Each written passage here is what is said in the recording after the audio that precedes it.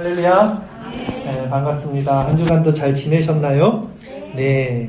하나님 은혜로 지금 나라 안팎으로 신종 바이러스 때문에 불안감이 조성되는 시기인데, 그럼에도 여러분 이렇게 감사하게 건강하게 와서 예배드리는 것 하나님이 기뻐 받으실 줄 믿습니다. 예, 우리 지난 시간 좀 빠진 친구가 있었는데요. 지난 시간에 무엇을 배웠는지 잠깐 정리를 하고 넘어갈게요. 예수님이 이 땅에 오셨는데 예수님은 말씀으로 오셨지만 또한 빛으로 오셨다고 요한복음에서 그랬어요. 예수님이 이렇게 빛으로 왔는데 사람들은 어둠이기 때문에 빛을 깨닫지 못하더라, 이렇게 말씀했어요. 사람들은 자기의 행실이 악함으로 빛된 예수님을 깨닫지 못하더라, 이렇게 말씀했습니다. 그래서 그 빛을 받은 사람들, 어둠이 빛을 받으면 어둠이 드러나죠. 그래서 바퀴벌레 예화했던 거 기억나요? 네, 바퀴벌레 예화가 좀 기억에 남았으면 좋겠고요. 그렇듯 회심이란 뭐냐면 바퀴벌레 같은 내 어둠이 빛의 조명을 받고 드러났을 때 일어나는 내 현상들, 이런 것들로 회심이라고 그랬어요. 말로는 돌이킨다는 거야. 나의 마음을 돌이키는 거. 우리가 빛을 받기 전에는 내가 나의 주인이 돼서 살아가는데요, 이 하나님의 말씀에 빛을 받으면 이제는 예수님이 나의 주인이 돼서 살아가게 됩니다. 그것을 이제 회심이라고 그랬어요. 이 회심이 없이는 절대로 누구도 아무도 구원에 이를 수가 없다고 그랬어요. 회심을 꼭 이뤄야 돼요. 우리가 그러면 회심, 이걸 어떻게 이루어진가 했을 때, 회심에 이르기 위해서는 말씀의 빛에 우리가 자꾸 드러내야겠죠, 내 어둠이. 그러니 오늘도 말씀을 잘 들어봅시다. 우리가 교회 안에서 자주 쓰는 용어들이 있어요. 근데 뜻을 잘 모르고 쓰는 용어들이 많은 것 같아요. 여러분 혹시 기독교의 뜻이 뭔지 아시는 친구 있어요? 기독교의 뜻이 뭘까? 또 오늘 본문에 나온 그리스도의 뜻이 뭘까요? 그리스도. 우리 그리스도란 말 많이 하죠. 예수 그리스도. 이런 뜻을 잘 모르고도 그냥 교회 생활을 할 때가 너무 많은 것 같아서 오늘은 교리 설교, 오늘 4번째 순서로 기독론 시간인데 이런 용어들이 의미하는 바를 한번 살펴보도록 할게요. 먼저 오늘 본문 배경을 설명해 보면 예수님께서 제자들을 데리고 빌립보 가이사라는 동네로 이렇게 거닐던 때의 이야기예요. 빌립보 가이사라는 어느 지방이냐면 우리나라가 이렇게 기다랗게 생긴 것처럼 이스라엘 나라도 기다랗게 생겼어요. 위에는 북이스라엘, 아래는 남유다. 우리 북한 남한처럼 똑같아, 지형이. 이 빌립보 가이사라는 데는 저 위쪽이야, 북쪽. 북쪽은 고산지대라 그러죠. 산이 많고 지형이 높아요. 그런 높은 데에 있던 동네가 빌립보 가이사라는 동네야. 거기를 예수님이 제자들과 지나는 거야. 전도사님이 고향이 산골이에요. 옛날부터 시골은, 또 산골은 뭐가 많냐면요, 신당, 우상들을 모시는 우상 단지들, 이런 것들이 많아요. 마찬가지로 이 빌립보 가이사라가 저 북쪽에 산지, 고산지대에 있다고 그랬죠. 그래서 우상들을 많이 섬겼어. 얼마나 많이 섬겼냐면 만신전이라는 게 있었대요. 만신전은 뭐냐면 만 개의 신들을 모시는 전이야. 그러니까 예수님이 지금 그 빌립보 가이사라 지방을 제자들과 거닐다가 그 만신전을 본 거야. 이렇게 우상들을 만 개의 우상들을 섬기는 걸 보고 하시는 말씀이 오늘 본문 말씀입니다. 오늘 마태복음 16장 13절 말씀. 예수께서 빌립보 가이사라 지방에 이르러 제자들에게 물어 이르되 사람들이 인자를 누구라 하느냐. 이 만신전을 보면서 예수님이 이렇게 물어본 거야, 제자들에게. 야, 혹시 사람들도 나를 이 많은 신들 중에 하나로 생각하는 것이 아닐까? 이렇게 물어본 거예요, 이 질문이.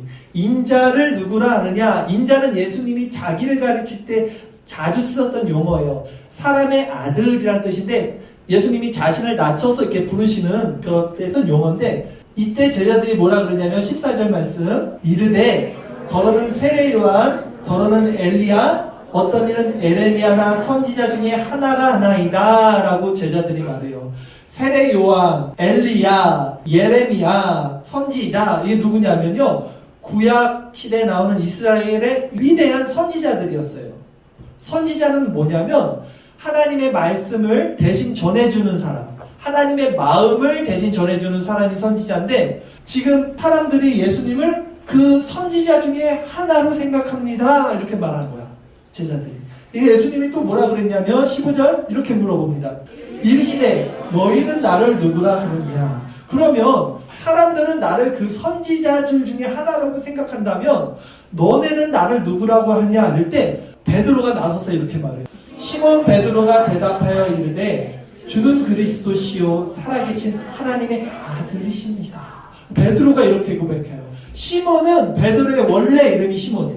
베드로는 별명이야. 돌이란 뜻인데 예수님이 지어준 별명이 베드로고, 그래서 시몬 베드로가 대답하여 이르되 주는 그리스도시요 살아계신 하나님의 아들이십니다 라고 고백할 때 예수님이 뭐라고 그러셨냐면요, 17절 말씀, 예수께서 대답하여 이르시되 바요나 시몬아 내가 복이 있도다. 이를 내게 하니는 혈육이 아니요 하늘에 계신 내 아버지십니다. 예수님이 엄청 칭찬을 하신 거예요. 이거는 넌 복이 있어. 바요나 시몬아. 이 뜻은 뭐냐면, 시몬이 뭐라 그랬죠? 이름이야. 베드로의 이름이 시몬이야. 베드로는 별명. 바요나는 뭐냐면요, 바는 뭐냐면요 아들이란 뜻이야. 그러니까 요나의 아들, 요나의 아들 시몬. 그러니까 요나가 요한이란 뜻이에요. 또 요한의 아들 시몬아. 우리 어렸을 적에 사람 이름을 부를 때, 아들 이름을 부를 때는 그 누구 댁 자식 이렇게 부르는 것처럼 이스라엘 사람들도 그 사람을 이렇게 부를 때는 그 아버지의 아들 이렇게 불렀어요. 그래서 바요나, 요나의 아들 시몬아 이렇게 부르는 거예요. 네가 복이 있도다. 그리고 뭐라 그래요? 이를 너에게 알게 하니는 혈육이 아니야. 사람이 아니고 누구라 그래요? 하늘에 계신 아버지시니라. 이렇게 말씀을 하시는 오늘 본문입니다. 그렇다면 베드로가 고백한 주는 그리스도시요 살아계신 하나님의 아들이신다는 고백을 왜 예수님이 이렇게 칭찬을 하셨는지 이걸 살펴보도록 할게요. 먼저 베드로의 고백 중에 주는 그리스도시요라고 할 때 주라는 뜻이 뭘까요? 주. 쉬운데? 뭐야? 맞아요. 주인이에요. 주인이라는 뜻이에요. 주는. 근데 이게 우리가 아는 그냥 주인? 이렇게 해석하면 안 되고 더 깊은 뜻이 있어요. 옛날 고대 이스라엘 사람들은요, 주인과 종이 있었어요. 주와 주종 관계라 그러죠. 주인과 종이 있어요. 그래서 주인은 퀴리오스, 종은 둘로스. 이들은 어떤 관계였냐면 종은 주인의 소유였어요. 소유물. 이거 내 거면 내 마음대로 막 하잖아요. 마찬가지야. 그래서 종이 말을 안 들으면 죽여도 돼요. 종을. 왜냐하면 종은 소유니까 주인이. 지금 그 말이야. 그래서 주는 했을 때는 나는 당신의 소유입니다. 당신이 나의 주인입니다. 이 뜻이에요. 그러니까 우리도 지금 예수님께 주님, 주님 이렇게 기도하잖아요. 그러니까 알고 해야 돼. 내가 예수님, 주님, 하나님을 주님 이렇게 했을 때는 그냥 주님이 아니라 그 주인이란 뜻은 당신은 나의 주인입니다. 나는 당신의 종입니다. 이 고백이라는 거예요. 주는 그리스도시오라고 했어요. 그리스도는 무슨 뜻일까요, 여러분? 그리스도는 무슨 뜻이냐면, 이게 되게 중요해요, 이제. 이게 오늘 본문 핵심입니다. 그리스도는 기름 부음 받은 자를 그리스도라 그래요. 기름 부음 받은 자라는 뜻이에요. 그래서 그리스도에서 크라이스트예요. 이게 영어로는 크라이스트. 크라이스트는 좀 들어보지 않았어요? 크리스마스는 아시죠? 이게 여기서 다 파생된 거예요. 여기서 이어진 거예요. 그리스도는 그리스어예요. 헬라어라고 해요. 이때 당시. 근데 그리스도가 영어로 말하면 크라이스트. 그래서 크라이스트에서 크리스마스도 나왔어요. 크리스마스. 마스는 미사라는 말이에요. 미사는 예배라는 말이고. 크리스마스는 예수님을 예배드리는 날, 예수님 생일. 그래서 크리스마스 이렇게 말하는 거거든요. 그리고 이거를 히브리어는 뭐라 그러냐면, 이것도 들어봤을걸요? 메시아 들어보셨어요? 메시아? 이게 메시아랑 똑같은 말이야. 히브리어라는 말이 있는데 그때는 메시아. 헬라어는 그리스도. 어려운 건 잊어버려도 돼요. 그냥 듣고 넘으면 돼요. 하여튼 그리스도가 너무나 중요한 거다 생각하면 됩니다. 그런데 이 그리스도 뜻이 뭐라 그랬죠? 아까? 기름 부음 받은 자. 왜 그 기름 부음 받은 자가 중요한가를 기억하면 되는 거예요. 선생님 아까 기독교가 무슨 뜻이냐고 물어봤죠. 기독교도 그리스도에서 나온 거예요, 여러분. 기독교라는 것은 한자어거든요. 음력, 그냥 말하는 때 나오는 게 기독교라는 뜻이고, 기독교 자체의 뜻이 없어요. 우리나라가 복음이 미국에서 중국으로 선교사들이 가서 중국에서 다시 성경을 번역해서 우리나라로 온 거예요. 그래서 우리나라 성경은 다 중국어를 번역해서 나온 거예요. 그래서 기독교도 중국에서 넘어온 거예요. 그리스도가 중국 사람들은 발음이 안 돼. 그리스도, 기도. 그래서 기독이 된 거예요. 간단하죠? 근데 다른 뜻이 없어, 기독이라는 것이. 그냥 그리스도를 의미한 거야. 그리스도인데 이게 음력이 돼서 중국 사람들이 크라이스트, 그리스도 이렇게 발음이 안 되니까 그리스도, 기독. 그게 기독이야. 그래서 기독교, 크라이스트교, 그리스도교. 중요한 건 뭐예요? 그리스도 기름 부음 받은 자. 왜 예수님을 주는 그리스도시오라고 말했는지 이게 제일 중요하죠. 왜냐하면 예수님이 너무 칭찬하셨어요. 그리스도라는 말을 듣고. 왜 기름 부음 받은 자가 뭔지를 알려면 이스라엘의 고대 문화를 조금 알아야 돼요. 이스라엘 사람들은요, 기름을 이렇게 부어서, 머리에다 기름을 부어서 어떤 임직을 시키는 사명을 가진 사람들은 세 부류가 있었어요. 세 부류를 줬어요. 아무나 기름을 붓지 않아, 머리에. 오직 왕이 되는 사람 머리에다 기름을 부어요. 그리고 제사장, 제사 지내는 제사장에게 머리에다 기름을 부어요.